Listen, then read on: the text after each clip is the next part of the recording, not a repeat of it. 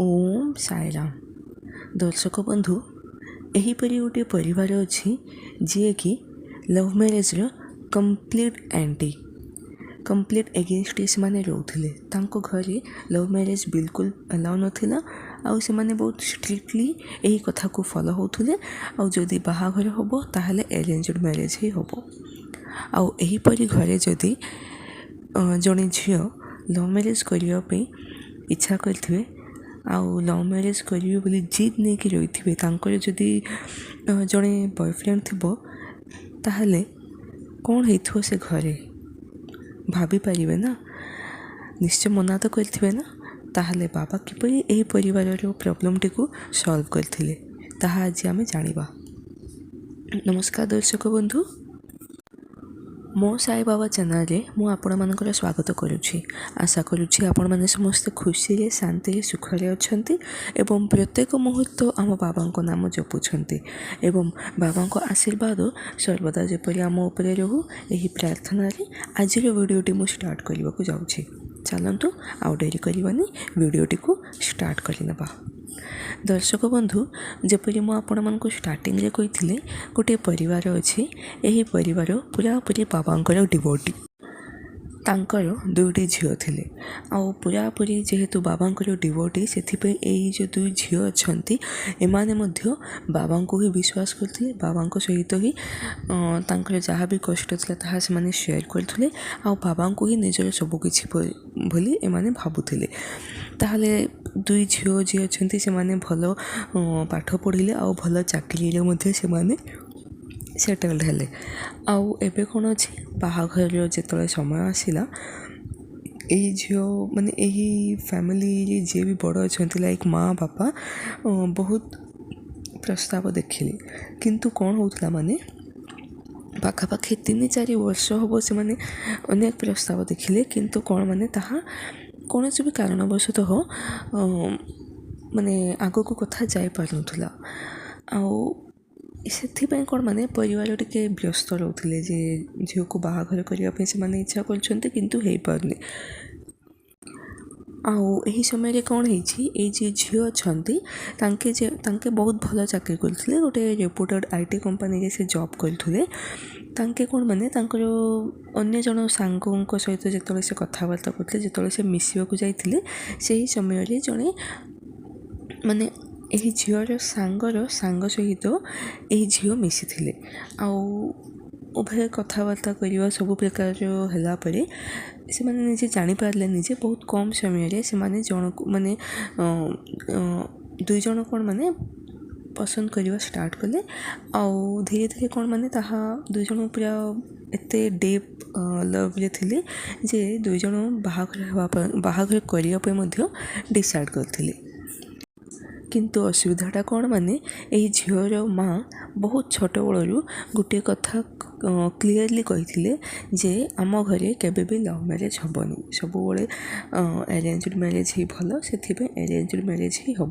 यहीपरि से बहुत छोट बयस क्लीयर करी किंतु जेतबे यही झील पसंद कर लव मैरेज करने इच्छा प्रकाश कर माँ बापा मानवे केमिति ताहा तो हूँ गोटे चैलेंज। द्वितीय चैलेंज कौन माने यही जी पुओ अच्छा होती अन्य कास्ट्र माने इंटर कास्ट मैरेज पाई से माने पसंद करें बोधे। यही दुई माने विषय रे यही झील जी अच्छा से टिके व्यस्त हेले, किंतु कौन है से धीरे धीरे साहस कले आउ निज माँ बापा को कहले जे मुझपरी लव मैरेज करी आउ मु जन को भल पाऊँ। जेतले यही कथा शुणिले माँ बापा से बहुत रागिगले। से माने कहले आमे तो क्लीयरली कहीछु आम घरे केबे भी लव मैरेज हेनी आउ केमिति तो माने यहीपरि काम करुछ यहीपरि कही से बहुत माँ बापा बहुत रागिगले। आउ ये जे अच्छे झील तांके मध्य बहुत वरी हो गले जे कौन होउछ मो सहित घरे पूरा अशांति अच्छी बहुत कष्ट लगुच।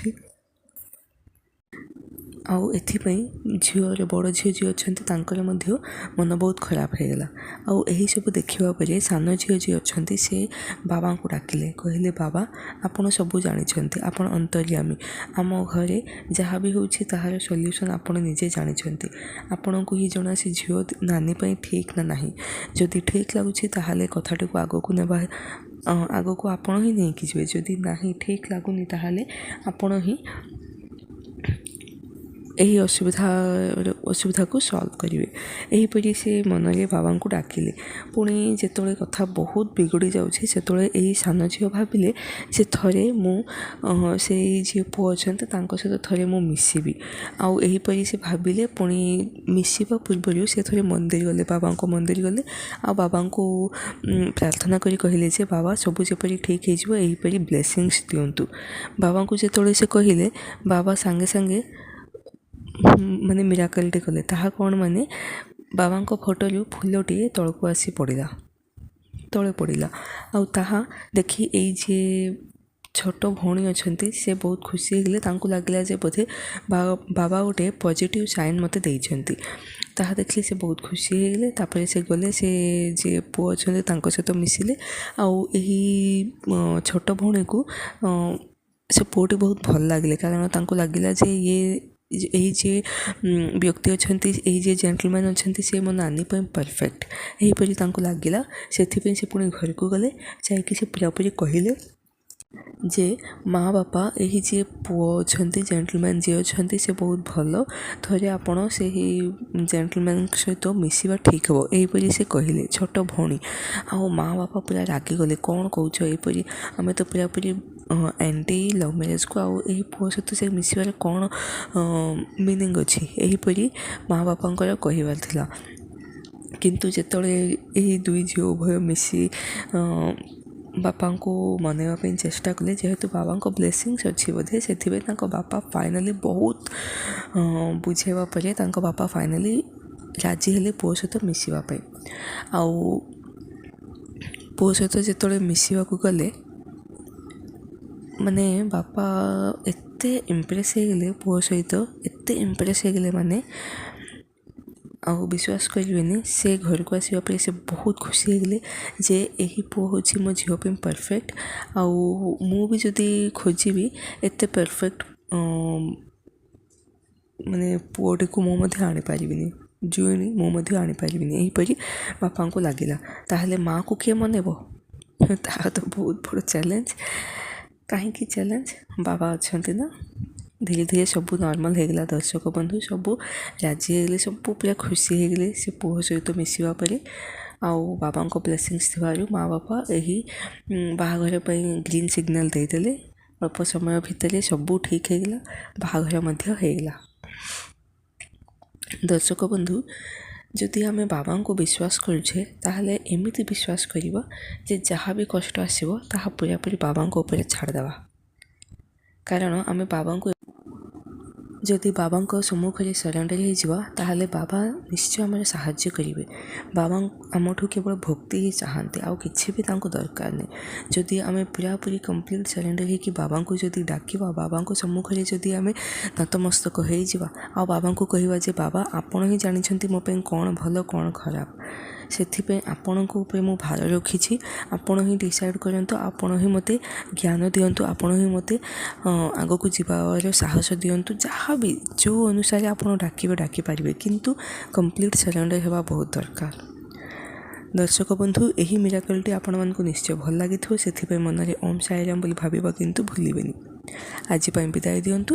ଖାଲି ପୁଣି ଥରେ ମୁଁ ଆପଣମାନଙ୍କ ସମ୍ମୁଖରେ ପ୍ରସ୍ତୁତ ହେବି ବାବାଙ୍କର ବହୁତ ସୁନ୍ଦର ମିରାକଲ୍ ସହିତ। ଓମ୍ ସାଇରାମ୍।